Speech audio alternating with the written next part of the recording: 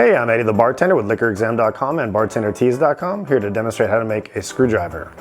So you take your bucket, your lowball glass, your bucket glass. I call it a bucket. I don't know why I call it that, but it's your lowball glass.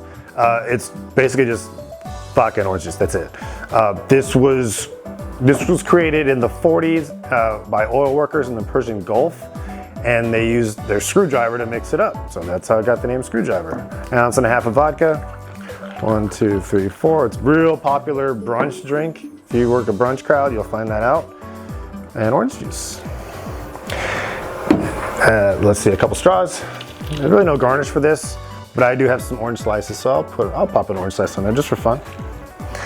And that's it, a screwdriver. Again, I'm Eddie the Bartender with liquorexam.com and bartendertees.com. If you like t-shirts like what I'm wearing, we carry a full line of bartender apparel, including t-shirts, tank tops, sweatshirts, hoodies, and hats, and accessories at bartendertees.com. I'll see you on the next one. Bye-bye.